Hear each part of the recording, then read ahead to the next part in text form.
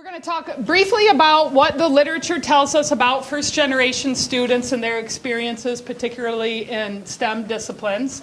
Then we'll share a little bit of institutional data that will put this into context for MSU specifically.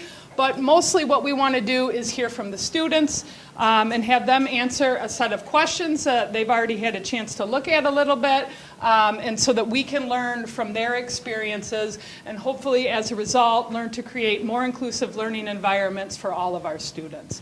In the abstract, we did talk about having some scenarios. That was what was used in the last workshop we had like this, where we heard from students.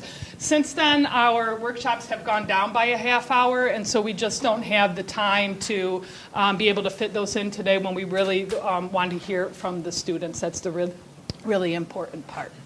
So I'm going to turn it over to Dorcia for the first section.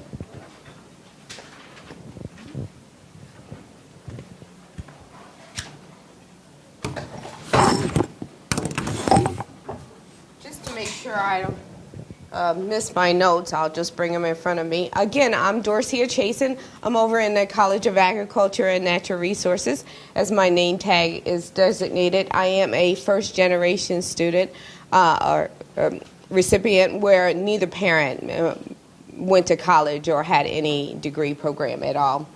So I'm going to move forward. Just let you know that depending on what search engine you actually look at, you can come up with 11,000 hits if you just type in, like 11 million, not 11,000, 11 million hits if you just type in first generation. I have always had some interest in working with first generation students, probably because I was a first generation, and moved forward with a lot of the information.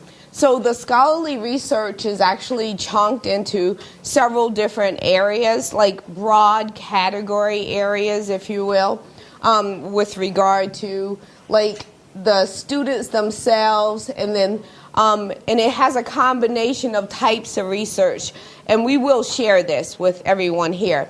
So types of research that are mixed methods, qualitative, quantitative, ethnography, all kinds of information like that. So you'll see an abundant amount of information with all of those different types, okay?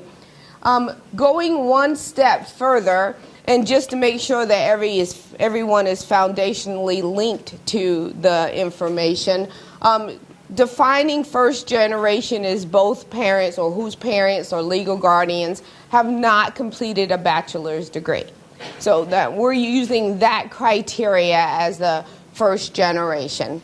Also, specifically, the students are the first to attend a four-year institution or college. Now, there's some wiggle room or gray areas with students attending community college, but just know that when you go back to the literature, you'll see a combination of both, like as in the students attending community college, no parent has attended, or attending four-year institution, no parent has attended.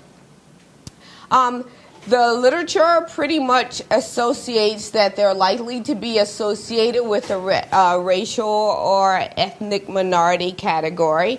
Most likely, not always, but most likely. Half of the first gens are to be classified as low income, or what the FOSFA system considers as low income for their number of family members there. They have a higher instance of taking more than 4 years to complete a degree program. And majority of them start out or attend community colleges, but also not-for-profit institutions. Not as many at private, but community college and not-for-profit. They also have a tendency to work more hours on a job outside of school if they have the opportunity to get a job on campus. Even those hours are supplemented with something off campus, and the literature says that, and most students will back it up in some shape, form, or fashion. So going one step further, based upon the literature and information there, most students, here are some broad categories of issues and challenges that a large majority of the first generation students encounter. And if you go back to the literature, you'll see each one of them teased out a little bit more. So you have the psychological, emotional, the academic, the financial, and the professional. And again, they're broad categories. So I'm going to gloss over them. So with the psychological or emotional, as applied to particularly STEM majors, in some shape, form, or fashion, the literature indicates that there is a large experience of social isolation. It could be the number of science or math classes or the volume of work that they need to do to stay on target academically, but there is some social isolation. But you also should remember that social isolation part of not seeing very many his or her peers associated with that major. Okay? So there's a evaluation, a large evaluation of a good fit. You know, like whether it's meaningful or why am I doing this? Oh yeah, this is why I'm doing this. A good fit. Possible feelings, large feelings of feeling unwelcomed. They are welcome. It's not the institution necessarily that says you are unwelcome. So feeling unwelcome is a personal thing. You know, the person may say, I feel unwelcomed here. You know, so it's not necessarily the institution in all instances. They're not likely to ask for help. Discrimination can take the form of overt as well as covert, and it could be from peers, but it also could be from professors or TAs or someone not really understanding, you know, their background or their history or something like that. So it could be both. Also, microaggressions come out a whole lot more. And then there's a large family commitment, so their emotional, psychological struggle with that. Then academics, preparedness in regard to high school courses and the guidance process. If you know, like, the current high school scenarios, a lot of the guidance counselors are working with their students on mental health issues or other kind of issues that may not necessarily address the academics or the college preparation side. So that's one particular area that could be weak. Maybe less challenging courses, not always, but less challenging courses in the scenario. There's often some blurred lines in regard to making the math or science connection. And what I mean by that, or an example of such, is, you know, an individual might indicate that he or she wants to be a nurse, but foundationally does not like science or math and is not understanding the true perils of, you know, going through that program. So there could be some blurred lines with that particular career connection. And then the faculty relationship is definitely associated with the academics part, you know, not having a foundation of working with faculty members and not knowing what to expect. With regard to the financial component, less knowledge of higher education cost, you know, in regard to, and this is not just a first generation student. There are a lot of students that really do not know, like, the tuition cost, or you might say the tuition overall could be like, you know, $28,000 a year, and that includes your room and board, but then they don't supplement in for how much clickers might cost or bus passes or something like that. But limited exposure to actually budgeting. You know, the parents took care of it, you know, so budgeting. And we are in higher education forced to take control over your finances. So it could be challenging. The literature says, and it's quite often the case, that they receive scholarships, but are less likely to apply for scholarships. Now, receiving the scholarship based upon your socioeconomic background, it could be based upon other factors, but also not exactly going on a scholarship writing campaign. So there's a difference in the two, where, you know, like in high school, you might have some students that are just writing for scholarships, anyone. So they are eligible for a large portion of scholarships, but they are not necessarily targeting out them or writing in campaigns for them. And more time to degree. From a professional point of view, I've never heard a first-generation student, or really any student, say, I really want to be a loser in higher ed, okay? They really, really want to be successful, okay? And most of the time when you talk to any student, they want to be successful. It really is. And I think across the board, the reason why I put that there, and it was teased out of the literature, because sometimes I think we just kind of lose sight of that statement right there, and how profound it can be, like to say, I really want to be successful, simple and plain. I don't want to be a loser. But like sometimes people think of individuals or some students in situations like that.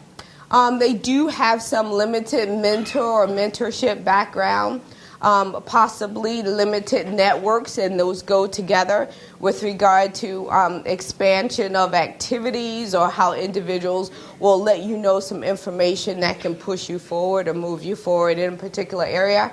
And they're less likely to establish a faculty relationship. And knowing that it could be hesitancy on multiple levels, but it could be going back to the psychological or emotional. I'm not sure if I feel welcomed by this person, or this person is the person that's going to evaluate me or could, possibly move me forward. So there's a little bit of gray area in regard to that. So now I'm going to turn it back over to Corey. Thank you, Dorothea. So I failed to mention that I am also first generation. My dad went to college for about a semester on a football scholarship, and that was the end of it. All those things that Dorothea talked about really resonate with me, and I contrast it to the experience that my children are going to have, and it's even more remarkable to think about. So we just wanted to spend a little bit of time putting the research into context as it relates to Michigan State University. So the first thing we're showing you is the proportion of first-generation students we have in several cohorts when we look at first-time entering freshmen. So basically what we see is that it really has not changed over the last several years. We have about 25%, 24% of our students are first-generation students. And this data is recorded and collected in the application process by a couple different ways. We broke it down by college, and it really wasn't any different for the four STEM colleges that are represented here today. So the numbers were almost exactly the same, especially when you round it up. So we didn't actually create graphs to share that. So 23 to 24% of our students are first generation. So that's a lot of students. So we want to look at some of the issues that Dorothea talked about from the literature for MSU specifically, and what we're showing here is student retention over time. So this is, did the students stay at MSU or did they graduate? And what we find for first-generation students is that about 75% of the students will still be here will have graduated or are still here at the end of 6 years. So this is for MSU collectively, and then we've also broken it down for the different colleges, the different STEM colleges that are represented here. And we have Lyman Briggs College, Ag and Natural Resources. This is our baseline for MSU, Engineering, and the College of Natural Science.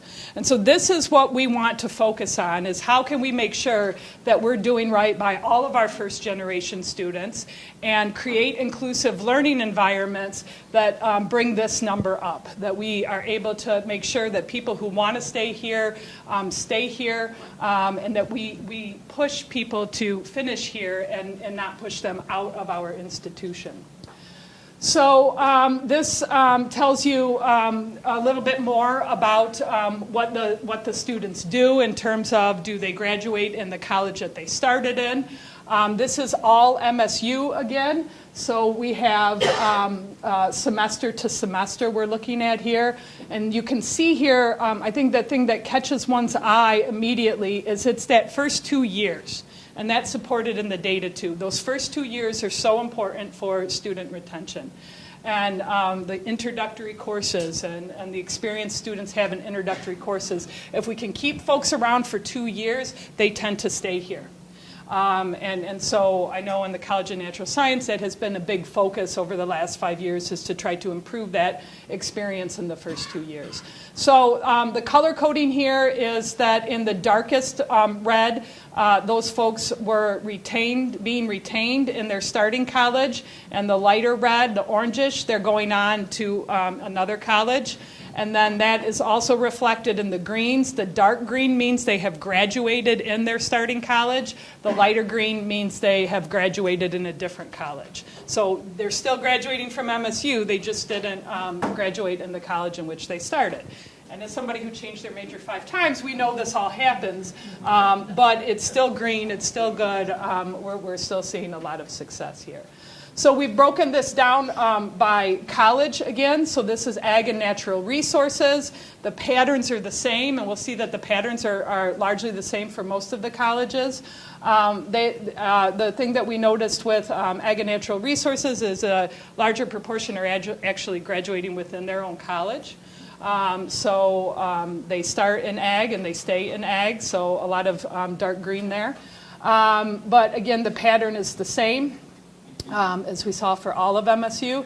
This is the College of Engineering, and we have a bit of an increase in the gray, and those are the people who are leaving MSU. We don't know where these students are going, and some of the data that we've collected over time suggests that some go on to other schools that end up being better fits.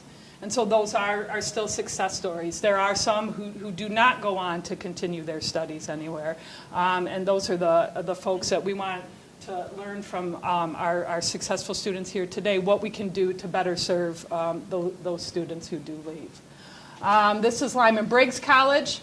So they have a smaller gray bar there. So that first year, 2 years experience where they're in the smaller classes is likely, at least based on what the literature tells us, to have a positive impact on those student experiences. And then we can see some leave the college, and about 44% stay or graduate from the college.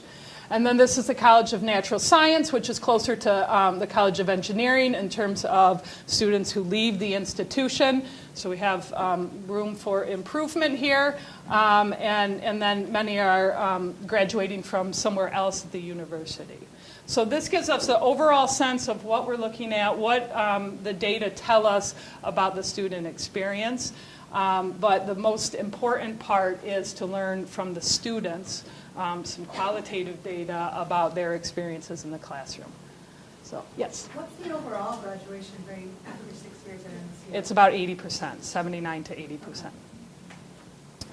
Okay, so I am going to turn this over to Jung Lim, Ariel, and Danielle to get us started on our student panel. So while they get settled, we have some guidelines that we would like to go over. Maybe. Oh, okay, there we go. These are multiple identities, and not one identity represents all of us. I myself am a first gen. I'm also an immigrant. I'm also Asian Pacific Islander Desi American. I'm also English is not my first language. I can't necessarily speak to all of them separately or all of them at the same time. So please respect that multiple identities might be, students are coming from multiple identities. And so it may not just be their first generation identity. And as such, using myself as an example, I don't speak for all Asian Pacific Islander Desi Americans or all immigrants or all people with English as a second language, and that we should be mindful that the students are only talking from their own personal experiences, and this is not a blanket statement for all students. And we all know that, but just we'd like to be able to say that. So as we get started, I know we're waiting on one student who's actually finishing up organic chemistry, so we'll see how it went when she comes in. All right, so the students will introduce themselves, but just the guidelines on how we're going to structure this, they actually have quite a bit of questions. We hope to get through as many as possible, and we will try to leave some time because you might have some burning questions of your own specific to your own classrooms or your teaching or whatnot. So we'll try to be mindful of that time period. So we'll get started.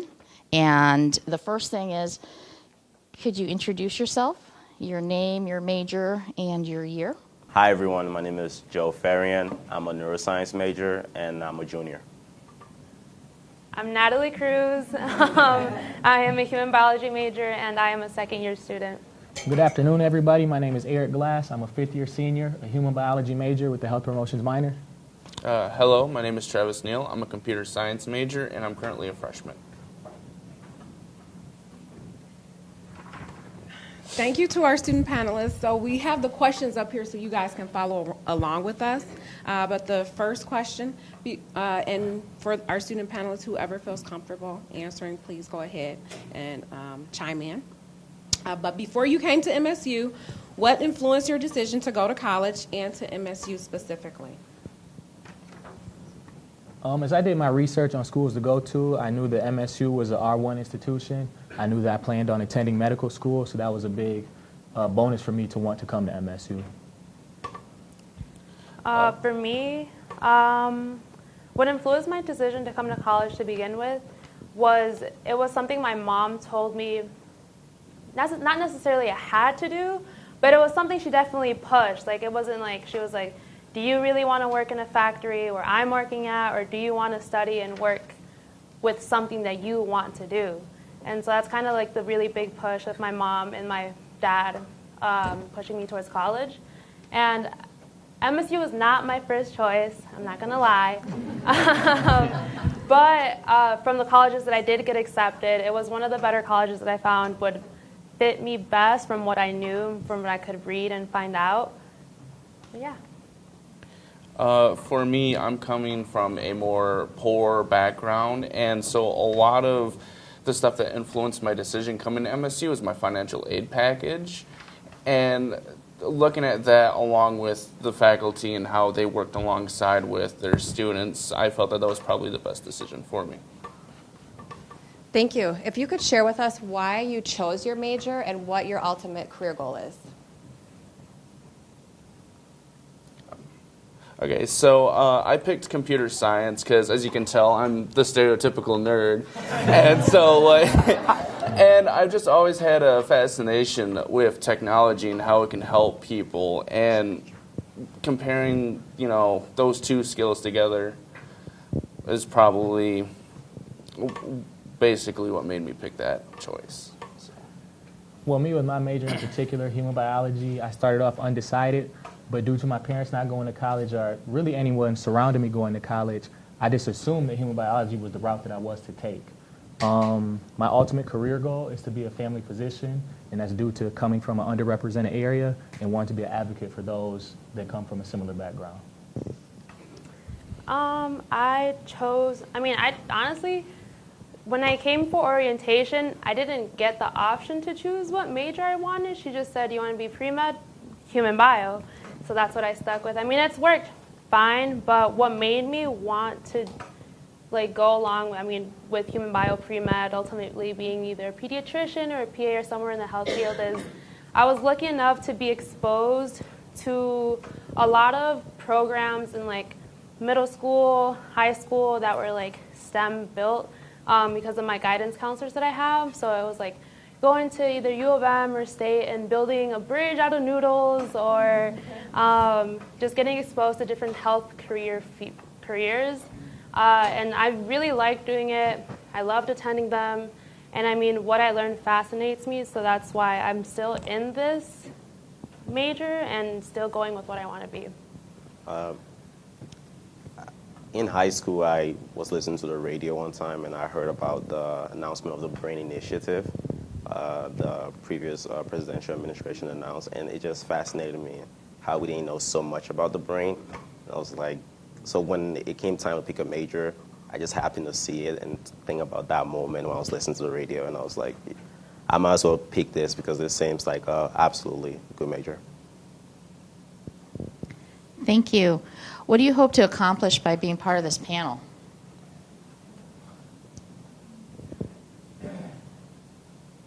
As one of the faculty said earlier, a lot of students that are first generations, they get highly discouraged, whether they're going to the financial aid office, whether they're going to a professor's office hours. They don't necessarily know how to advocate for themselves. So I want to be a voice for those voices.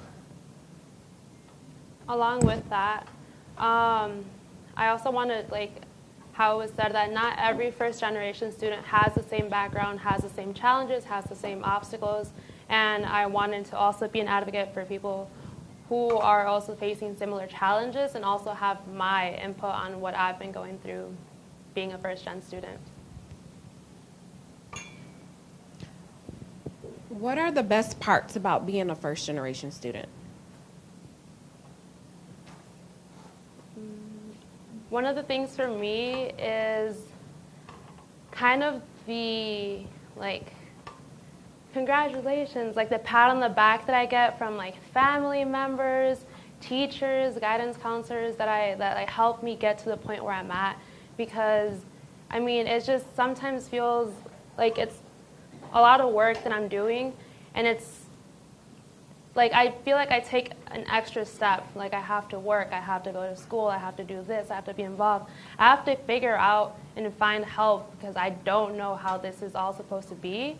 And so getting that like pat on the back, being able to help my brothers and sisters go through this when it's their time is something that I feel is like great. Like it's something I love being able to do for when it comes to them or friends or other people that are in the same position that I was in. I would say one of the major benefits or best parts of being a first-generation college student is that it's a whole new arena. It's almost like a whole new world when I came to MSU. Different people, different atmosphere, and just being exposed to various different things is really what empowered me in order to reach newer heights. And through that, I was able to take some of the resources I had to individuals that don't even attend college back home to help them attend a community college and so forth.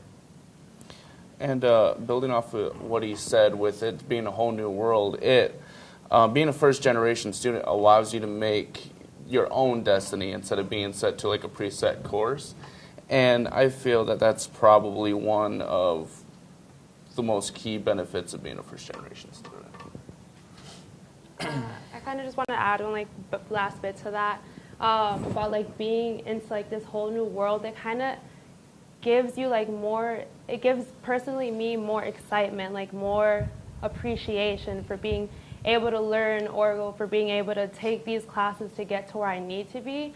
And it's kind of like a saying that always is in my head is like, I'm going to be here to take advantage for what other people take for granted. Like it's something that they're just like used to, like, yeah, you know, I'm going to go to college.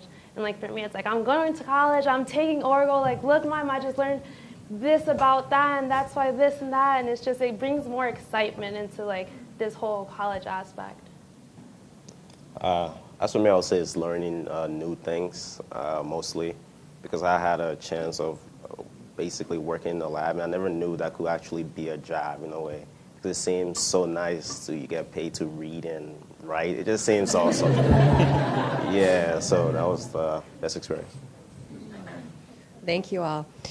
What are the misconceptions that people have about first-generation students?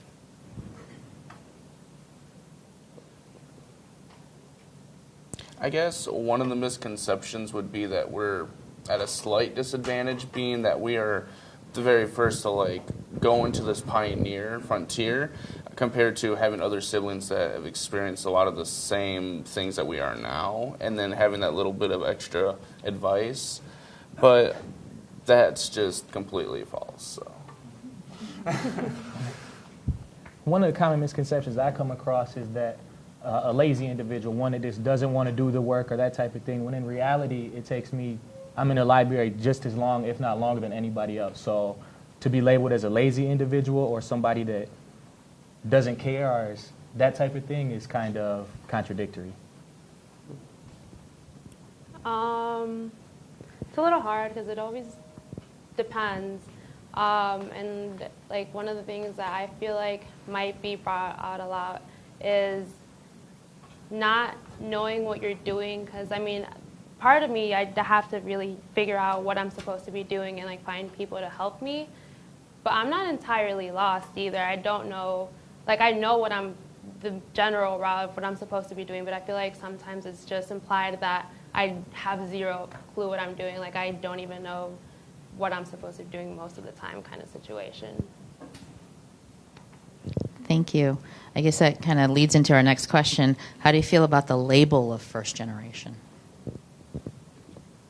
I don't know. I feel like I think as being a positive label because it's first to do anything seems to be a really great idea. So if you're basically building the groundwork for other people, so I feel like it's a kind of positive label. I'm sorry. I definitely agree with Joe in that manner. I have 3 younger brothers, and through me being the first, I'm definitely serving as a role model for them in order to aspire to want more in their life.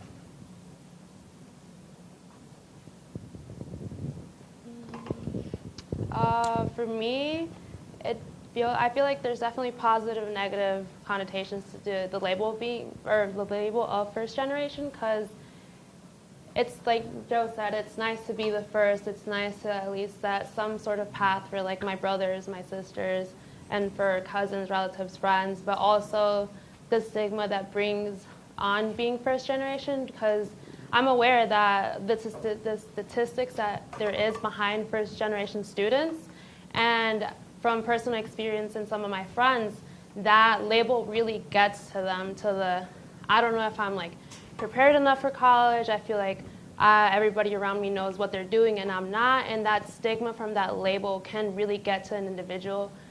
But like I said, it always depends on the individual, and it always depends. So I feel like there is definitely positive and negative connotations to that label. And you guys are all rock stars.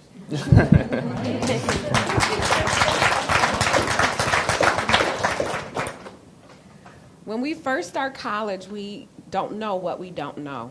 Looking back now, what do you wish you had known? What are some things you didn't know about college when you first started that you know now? I would say scheduling. That's something I didn't know. But keeping like a really good schedule is actually really important, especially if you, like first semester I had a class that was at 8 a.m. Then my next class was in the evening at 5 a.m. So having that kind of huge gap. At first I was like overwhelmed to what to do with that kind of free time. Should I just sleep? Should I study? So knowing like you should at least try to put something in between those huge gaps. And also scheduling yourself. Like I had a class, I think it was my sophomore year, in which I planned my biology class. 20 minutes next, I had my chemistry class. I thought it was going to be easy. Like, I'm just going from another hour and 20 minutes lecture to another one. But it really turns out to be too much because the time in between was not enough to actually sit down and think about what I just learned. I was just going from a class to a class. So after those experiences, I'm like, I know how to plan my schedule now, but it just took me to be a junior before I could actually figure out how to do it properly. As I said earlier, I chose my major assuming and thinking that it was just the chronologically correct thing to do, be a human biology major in order to attend med school, when in all reality I could have the pre-med track and major in something I'm a little bit more interested in. I know one of the people earlier said that the professors there's blurred lines between the connections of the sciences with the contents learned. That's one of the aspects that I really liked that the professor did, is they were able to lift it off the page and apply it to real world scenarios. I would say that in the beginning, a lot of the stigma was that the faculty really didn't care about the students. You do the work and you move on. But then once I came here and started doing my studies, I realized that we are like a giant family here, and that our success is like a representation of your guys' success. So I would tell my younger self to push that pride away and go and seek help. The sooner the better. Thank you. Are there any moments that you can remember when being a first-gen student impacted your classroom experience? For me, I came from a high school that was predominantly white, but there was still more color. There was more diversity.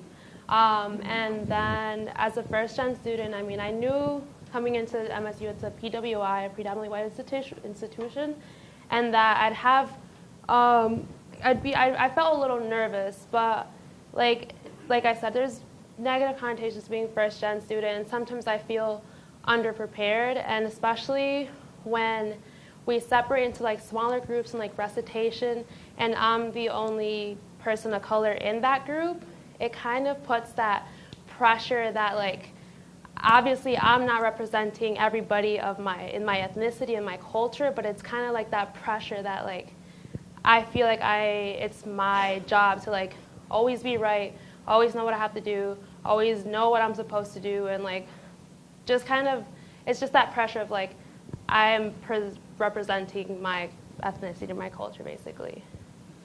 So it gets me a little nervous sometimes to go to class when I feel like I just always have to be correct, when I know I don't, because I'm human and I'm learning and I'm, going through the same classes, through the same experiences as others as well. Okay. So as an incoming student, were you aware of how the introductory level science courses connected to one another? In the beginning, I personally wasn't familiar with how the courses, wind up with each other. But then having my Dow advisor over there instructed me how the process actually works and how being a college student is run, it kind of clicked and just became part of me. So. I personally didn't know as an incoming student. It wasn't until about 2 semesters ago or so when I took biochemistry after taking my 4 semesters of regular inorganic and organic chemistry in addition to the biology, to where I saw the overlap of the different content within each other.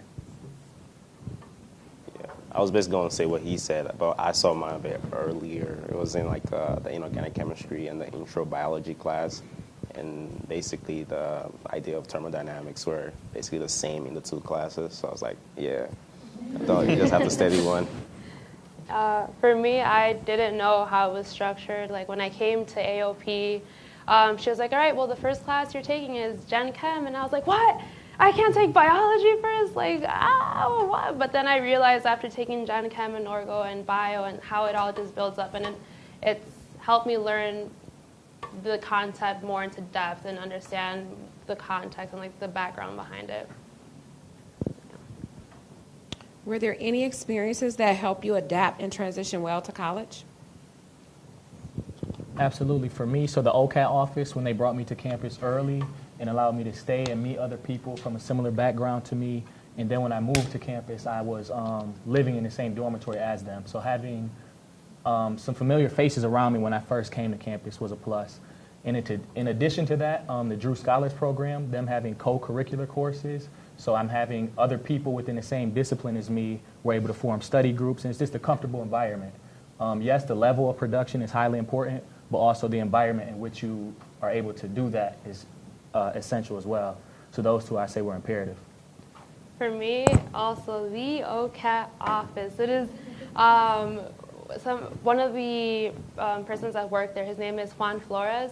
I remember, I honestly don't know if it would have been for this interaction, if it would have been easier for me to transition and feel more comfortable on campus, because I went to the student service building looking for the financial aid office, and remember seeing him like once before, like being introduced by somebody, and then he was like, oh, are you looking for the OCAT office?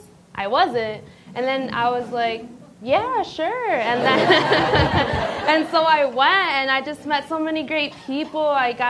He connected me to advisors, one of them being Danielle, and just organizations, volunteering, and it allowed me to connect myself to different students, different organizations, being more involved. And if it wasn't for that interaction of him asking me, just being at the right place at the right time, it definitely would have been a little harder for me to like find my way to the OCAT office and like wanting to involve myself more. I was a participant in a program called ESSA, Engineering Science and Sex Academy. We spent like a month or so at MSU before I came my freshman year. So it was absolutely a really good experience because they kind of put it in classes that kind of replicated what, a freshman year class might be.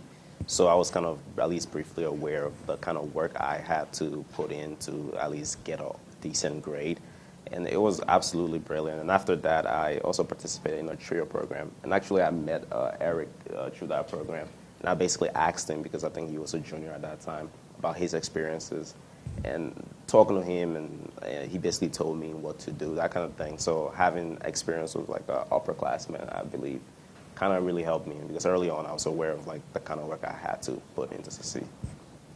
And as I stated previously, I am in the Dow Scholars Program, and it seems that there's a lot of programs that are similar to Dow, where you get experience to the family setting and that personal connection with each individual student. And I feel that it helps a lot more than people realize, because it gets rid of that anxiety and that stress that you have about coming to a new place and knowing that you're not alone. Thank you. The OCAT office, just in case everyone's not familiar, it stands for Office of Cultural and Academic Transitions. It's located in Student Services, and they have various coordinators, our colleagues that work there, and they represent different identities and work with different student groups and put on events on campus as well. So just sharing a little bit in case everyone had questions about this wonderful office and the people that work there that they were sharing. Okay. So what advice would you give to future first-generation STEM college students? I would give them a quote. My favorite quote is that your current circumstances are not your end conclusion. I know that there are various resources out here. Although we may not know how to ask for them or seek them out, I feel like they need to be comfortable with being uncomfortable.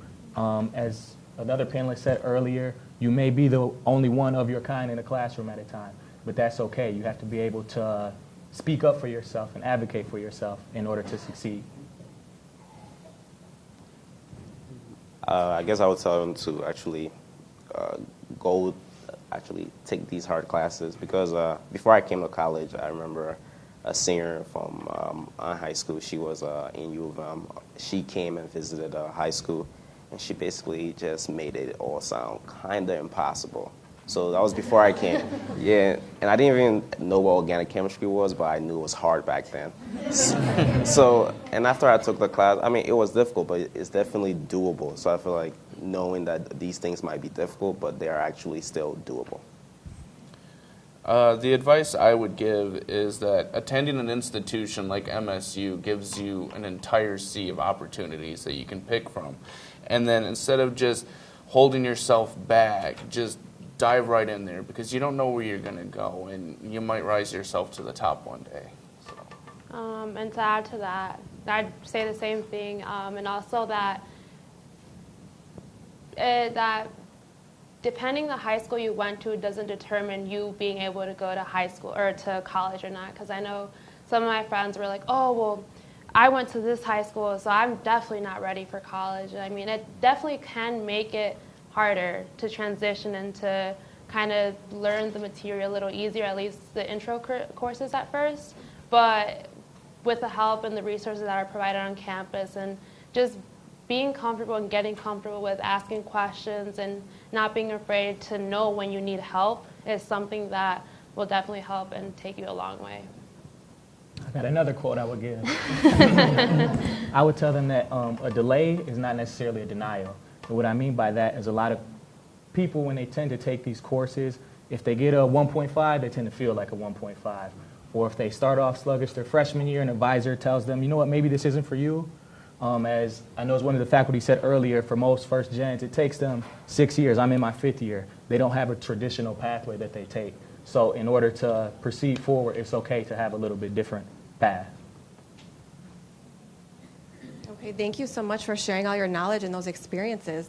If you want to take a minute even and review some of those questions to see if there's any additional information that you want to add, please feel free and do that. And we're also going to start at this time with some questions from the audience.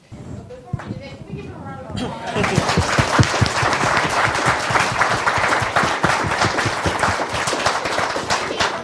As a first-gen student, if I were back then in a sea of faculty, I don't know if I could be as brave. So I just want to commend you for your bravery for being here. So if there is a question that you have, or if there's a burning question from the people in the audience. I also want to say if you have any questions for our audience, please feel free to ask as well. If you're going to ask a question, please wait to get a microphone, okay? All right. So I'm curious to know what has been your strategy to help those at home understand your responsibilities and things that you need to do here at the campus? Like, why can't you come home every weekend? And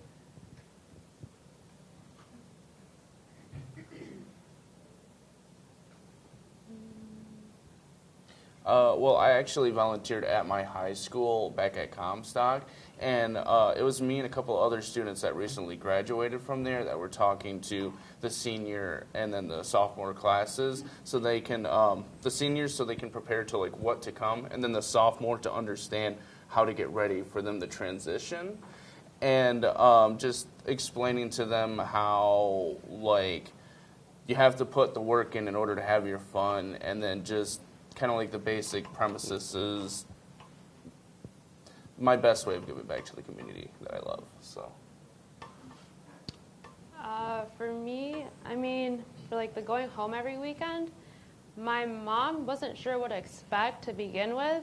So me like telling her and talking to her about like my classes and like workload and working, she understands that it's not easy for me to go home every weekend, and I mean I would have to pay to take a bus to go home every weekend, which wouldn't really work out well, and it would take away time for me doing homework and stuff like that.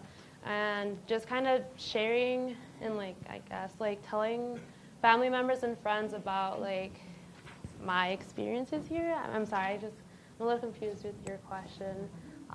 So just kind of like telling my experience, or I'm honest with them. I don't like giving a blanket statement of, oh, you'll be fine.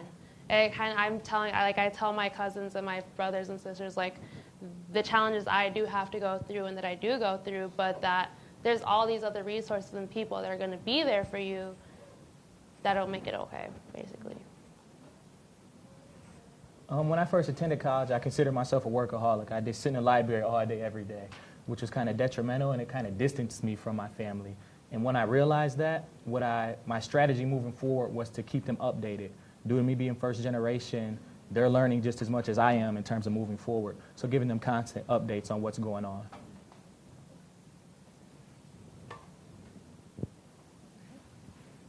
thank you.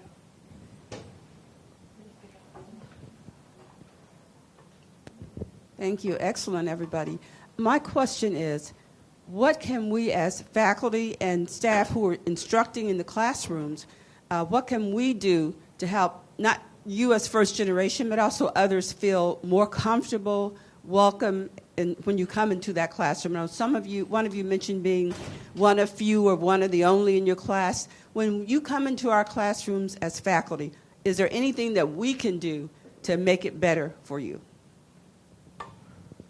I would say the approach that professors and TAs and LAUs, the grad assistants, give to one another. What I mean by that is, how do I want to say it? Don't assume that I know something. Don't just direct me to the syllabus. If I have a question, I came to you seeking like supplemental material or supplemental advice. So if you guys could take the time in order to provide that to me, even if you don't know directly, maybe try to help me find a resource that does, I think that would be beneficial, not just for me, but any student that comes in. Building off of that as well, I definitely do feel that sometimes when I go to a help room that it's implied that I should know this already when I'm coming for extra help. Because I remember I had an instance last spring semester when I went to the chemistry help room. Don't get me wrong, it's only been one of my wow, I can't believe you just said that kind of instances. I went because I was under a lot of stress. I was preparing for a final, and I just couldn't get one of the learning objectives just across. It wasn't clear to me.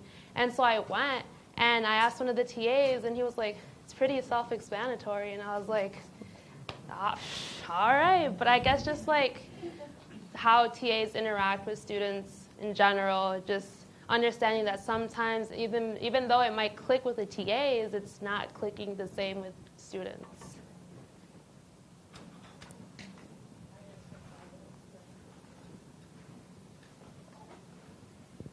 So this is sort of related to what you were just talking about, and I think Travis talked about getting help in an earlier question too. Are there things that we can do as faculty and advisors to encourage students to seek help? So some of what the literature tells us is that students don't know that they should be asking for help or going to get that help. Are there ways that we can make that more attractive for students to come to office hours or things like that, to really realize that they deserve to get that kind of help?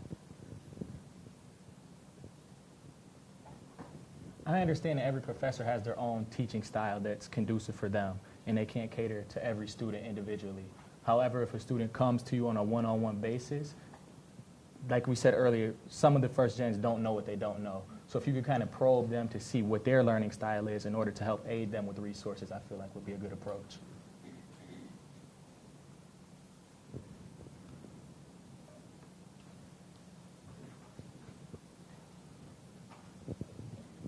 So I'm changing the subject, but I really appreciated the two people asking the questions just before me. So I teach a class where the students work in groups, and they form the groups each time they arrive in class. They do not have to keep the same groups the whole semester, but they tend to. And I find that the maybe first-generation students and students of color tend to be either left alone or congregate together. And I'm wondering what your opinion of that is, and what, as a faculty, we can do to help first generation and students of color get better integrated in the classroom.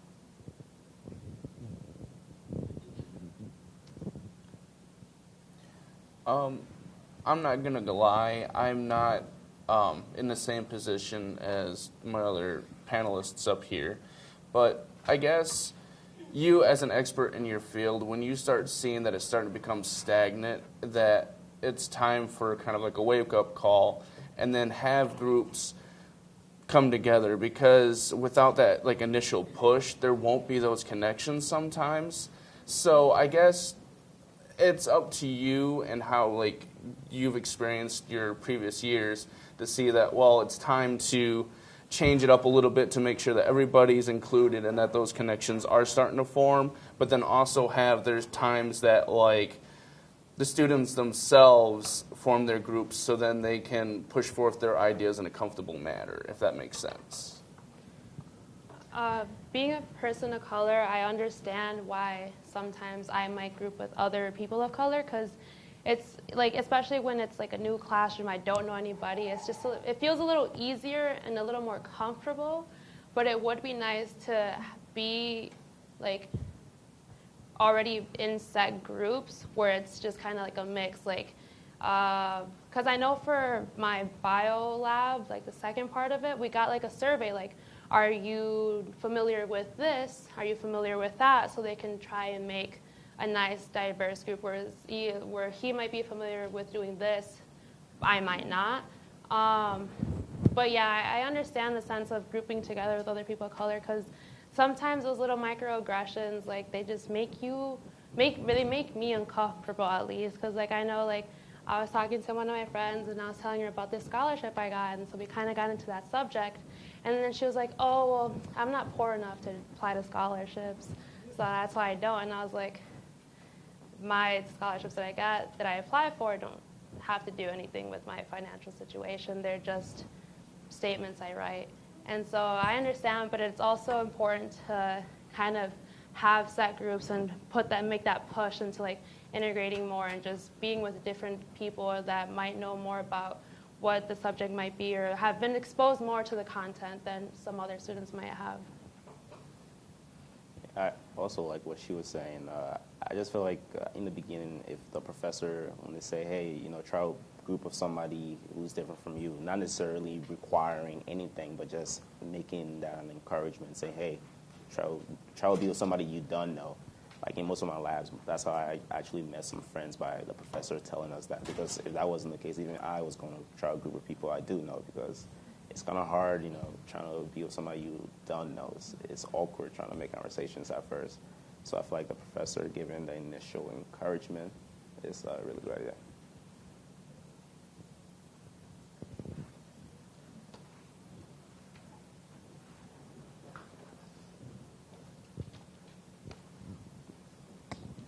I have a practical question as a faculty member that comes into class the first day. We have a class list that we get a printout, but it doesn't have the category of first-generation student. So our job is to engage all students as best as we can. So how do we practice that engagement differently without knowing in any particular case a student being first generation or not? So we can't tell. We can tell men, women, underrepresented minorities, but unless you wear a badge or something, we can't identify you necessarily as first generation. So we're in a sense at a disadvantage in helping you knowledgeably. I don't know where that solution would come from, but like one of the ideas that could be off the top of the head is maybe have that included into your format, whatever you call it. I'm not quite sure who you would have to go to the university to get that done, but having that little bit of extra information, could be of viable help. So. I mean, one thing is to just assume that 25% of your class is first generation. So that's what the data are telling us. And a lot of times when we think about creating inclusive learning environments, the actions we would take to help first generation students help everybody, right? And so that's one way to think about it. So just kind of a follow-up question. Would you want your instructors, would that be a piece of information that you would want them to know going into a class? Personally, yeah. I mean, it's no disadvantage to me. If it can help you or anybody else in the classroom, by all means. I personally would, yes. Yeah, I'd be fine. I mean, a part of me, like a slight bit of me is a little like, I hope they don't, especially in a small classroom setting where you're like, you can tell like you have like 12 students. I just hope they wouldn't use it in a way that it would negatively impact me, I guess, or make me feel less than. But other than that, if it helps other first generation students, feel more engaged and feel more welcome, then I'd be way fine Yeah, with so I just that. mean from my perspective as an instructor. For example, I have a pretty large class, and particularly in fall semester, it's predominantly freshmen, and they're all different majors coming in. So if it were a piece of information that I would have, just me privately, not everyone else in the class, then perhaps if I did have a student who came to office hours or I felt was struggling, maybe it would be something that would be beneficial to kind of know a little bit about your background. But that's what I'm curious, is if that's something that you would feel comfortable with us knowing. Yeah. Thanks for sharing your stories. I really appreciate it. I work in a space, I used to be an advisor, and I work in undergraduate research now. So outside of the classroom, I'm curious if you could talk about, if you're comfortable sharing a little bit about your experiences with work. And some of you talked about the importance and need to have a job, to make money, and I know a lot of students that's an important thing. So if you could just share a little bit about how work has played into your academic life, whether it has or not, and in what ways it has, and what kind of jobs you've had. Well, I work for South Culinary as of currently, and it both teaches me time management, and then being from a more lower income background, it allowed me to learn a lot of the stuff that you had up on the board, like budgeting and how to take care of myself as an adult, and then to deal with the family connection back at home. I'm not quite sure exactly how they had it worded, but I do send some money back home and to help take care of my family. So it helps you grow and mature as an individual. I agree with Travis on that. Me, one of my primary jobs, I've had multiple while I was on campus, but the one I kept consistent was a basketball referee for youth area, for youth in the inner city, and that took up the majority of my weekends. I'd ref anywhere between 8 to 12 games in a weekend. So therefore, the time management, knowing I have to get all my stuff done by Friday because I'm not going to be able to study on the weekend. The end of my Sunday, I'm getting ready for the next week. So being able to just lay my week out ahead of me and stick to that schedule in order to get the money to send back home or buy books that I may need is important. I've been working since like sophomore year of high school because I have to. I mean, it wasn't really an option. I mean, it was, but it wasn't the best option if I didn't.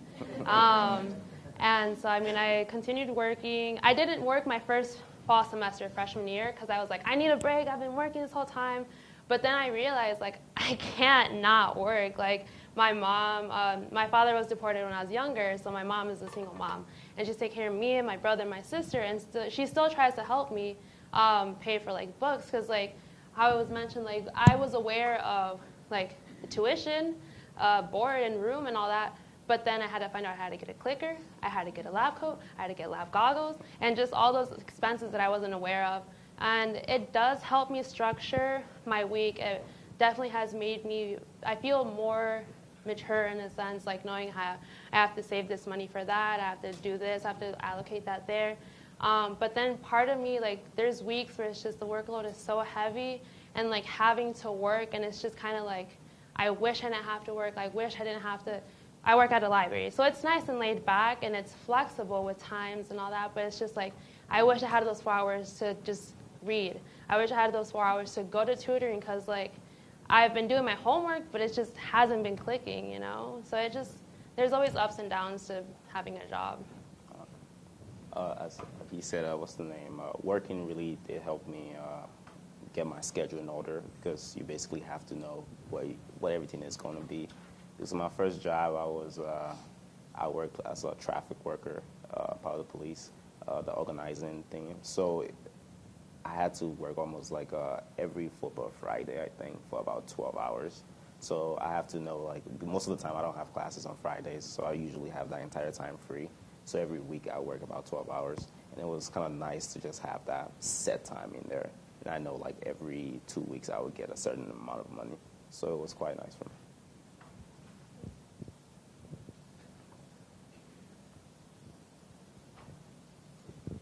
Hi, this is a little bit related to your experience with jobs. A few of you mentioned that you want to pursue a career that's going to require further education. How do you think that being a first-generation undergrad has impacted your desire or preparation for graduate school or the next level of education that you're going to require? I would say, like, college is much better than high school, especially since I'm trying to go to graduate school. I feel when I graduated high school, in a way, even though I felt prepared, I was just unsure about actually coming to college. But now I'm in my third year, going to my fourth year. In a way, I actually do feel really prepared to go to the upper levels because I feel it's more of a fair ground because I'm taking classes with the same people. So the grade I'm getting, I know that, it means something compared to high school. So I feel like, in a way, college was really a good idea because I really kind of feel prepared for the upper levels. Okay, can you repeat your question? Sorry. I'm just curious about if your identity as a first-generation undergraduate student is impacting your desire or your preparation to go to graduate school if you think that that's the path you want to take for your future career. To me personally, yeah, because when I first came here, I'm just like, all right, I'm going to get my bachelor's degree, I'm going to do my 4, I'm done. But then as I started getting into it, like, I know I can do it, I know it can be done, so I just might as well go for gold, go for, the master's, whatever I can to try to better myself, and then hopefully other people that come along after me, so. The correlation between the academic side along with working, I feel like really prepared me in terms of my work ethic. Knowing going into medical school how strenuous it'll be, it's not going to come easy. So all those supplementary hours that I had working are going to be dedicated now to studying. So I feel like it's preparing me mentally, my mental toughness and my resilience in order to pursue a higher degree.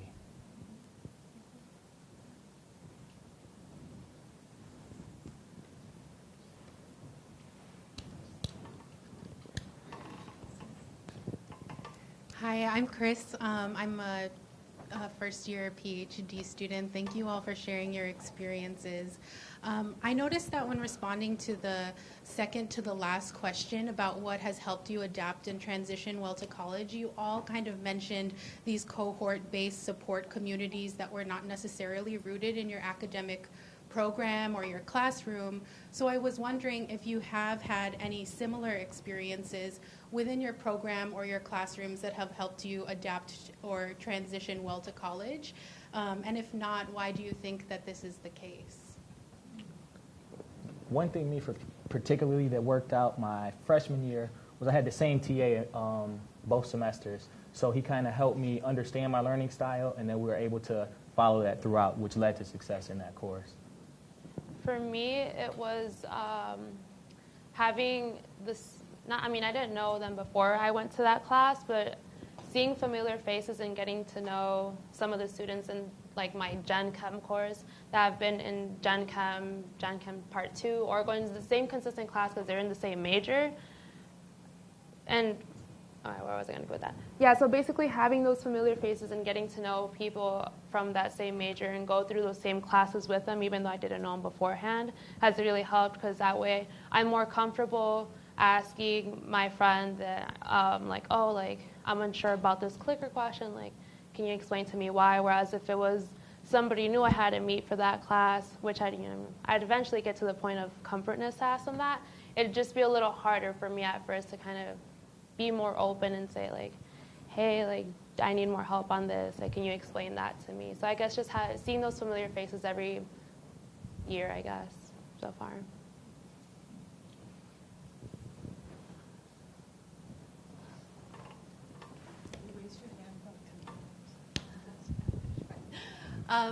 I've been kind of reformulating my question as I've gone, so that's okay. What I would like to know is basically how to help you better, but more maybe things to avoid. Is there something that's happened to you that you feel not even as a first-gen student, but just as a student in general, and I would say in some of these larger lecture classes, because that's what I teach, something that a professor does that really is a bad experience for you, or something that you wish we would not do that maybe would help us do it better. Does that make sense?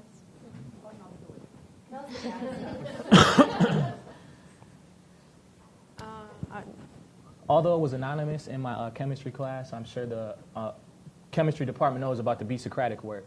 And so the professors, they tend to put it up on the screen, and everybody's on there. And it's anonymous, so you don't know whose is whose, but you know if it's yours or not. So if you belittle somebody's work, you don't know what type of effort they put in. So if you belittle that work, I feel like it's detrimental to them.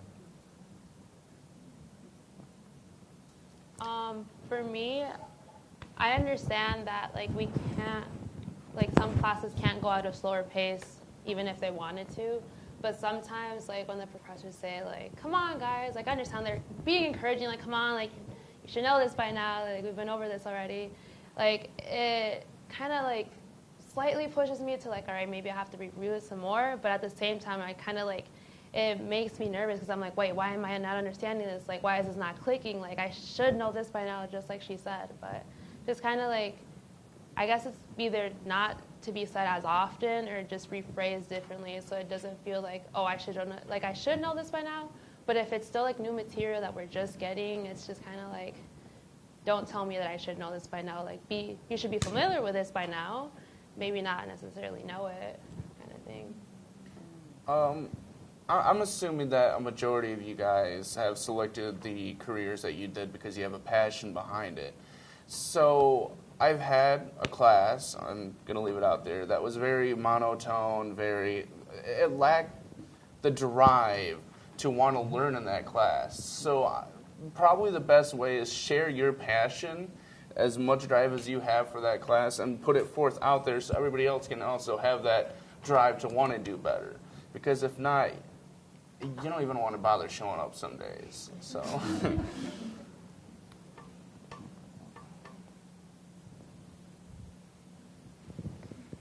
So I think, Lizzie, you asked a question about working, and this is just my experience. I worked 3 jobs trying to get through school.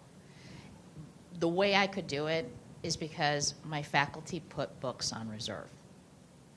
So I'm going to ask you a question of the faculty. How many of you put your books on reserve? That's not what, it's what, 20%, 25% of the class. So it's less than that. Your books are expensive, very much so. Each semester, you require a new edition. Each semester, I'm going to say that again, each semester, you all require a new edition. That's another $100 or $150 book I have to buy, which I cannot afford. So regardless if you're first gen or not, and finances are a big issue, do us a favor, put it on reserve.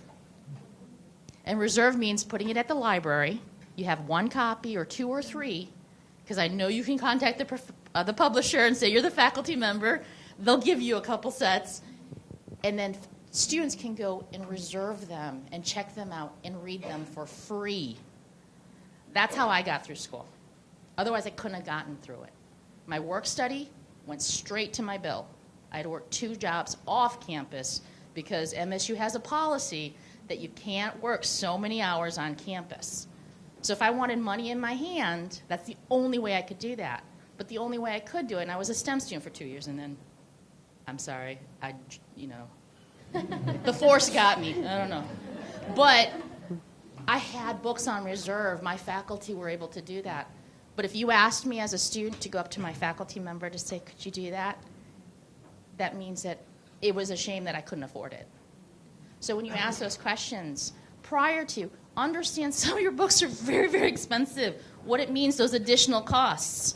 You got this, you got this, you got this. And we all know that STEM classes are very expensive with the labs, and you have to have this, and you have to have that. So consider that. I mean, if that one thing might help a whole bunch of students. Some of them are in the library all the time. Think about those things that we can do to cut the embarrassment, because I can tell you, we feel imposters all the time. No matter who you are, what you are, it feels that way. So that you can try to think, okay, if I do this one little step, it can help multiple students. Don't take things for granted. I never knew what a blue book was. For the first semester, I went looking for an actual blue book titled Blue Book. Didn't know what it was. Never had them before. So when you say that, thinking that it's a given, it may not always be a given. And that's the thing that we have to recondition ourselves and relearn to say, what was it like, some of us a little bit more older than others, back when? And to be able to do that. And I know a lot of you have digital copies of stuff. I have no clue. I mean, I graduated even in grad school before all the Google became Google. So I'm trying to figure out if there's digital copies that you can reserve. I have no idea. But that would be something to consider too. Okay?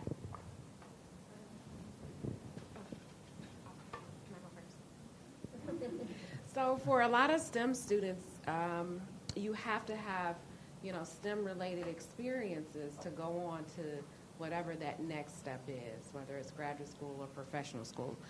Is there anything that faculty and staff can do to help get you plugged in to those experiences?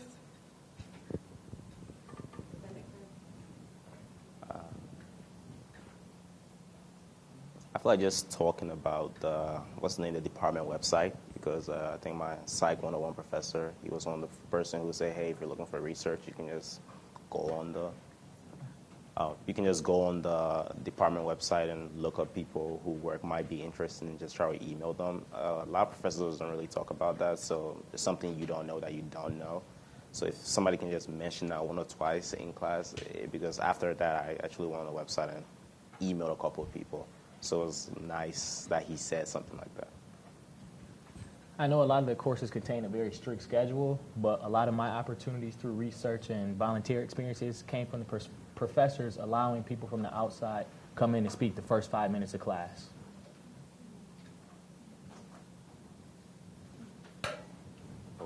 Hi. Okay, and I wasn't going to have a commentary until Ms. J started her commentary, but just in the sense that our program is very diverse. I'm Michael Hobson, I work with the Dow STEM Scholars Program, and our program is very diverse, so a lot of the situations that they've encountered, especially the first time our students get into small groups, typically tends to be in the chemistry recitation or chemistry lab. And for us, or for me, I feel like I've handled this same problem for the last 3 years, where students get into groups and then they feel ostracized within this group because the people in the group don't give them a voice within that group. And that's not just a first generation thing. I think sometimes that's a socioeconomic thing, but also that may be an ethnic thing too. So I don't know if there's a way that, as a chemistry department, to maybe prep those groups to understanding how to be good groups, because sometimes I know that's very stressful, where I've had students come to my office crying about that situation because, you know, my son right now is in he's in, I think it's 142 or whatever labs associated with that one. He was saying that, you know, he knows all the answers sometime and they won't listen to him. And he said, it's not because I'm 5'9", Dad. You know, he's a jokester and he thinks it's funny, but he always gets the higher grade in the thing. And he said, I knew the answer, but you know, it's unfair to that group of people who is in the group who feel they know the answers, just if they're working with a person who has the answer and has a different way of an approach of how they understand the material. So I don't know how we guide those groups and make those groups better groups. Also, and it kind of goes with, you know, I think it's great if you know a person's first generation, but if your association with first generation is not these 4 students up here and what you've heard today, and it may have a negative connotation on it, it may be something that may not benefit those students.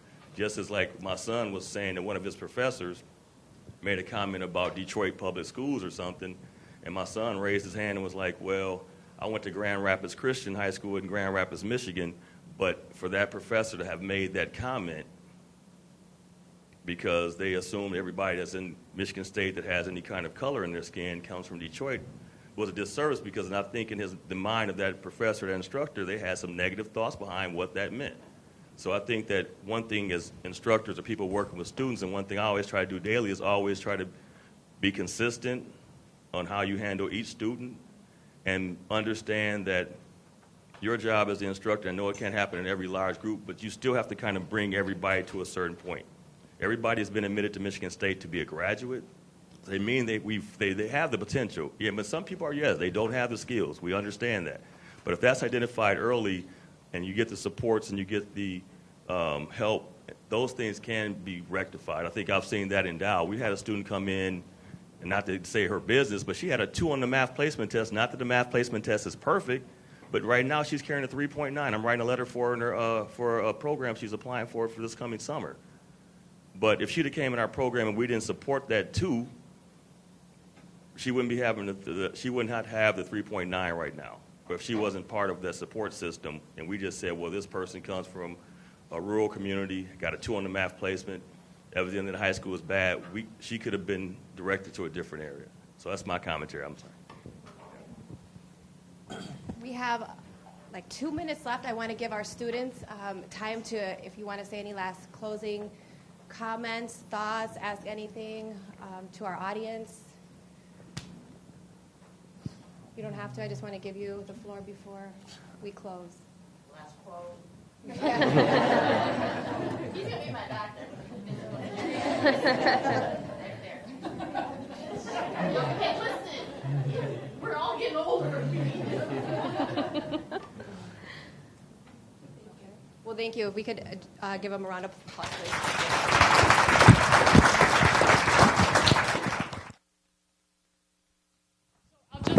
Comment building off what Michael was talking about. A lot of the other STEM Teaching Essentials workshops are designed to help us do things better, like how to create groups and how to mentor groups and how to make these experiences for all of our students better.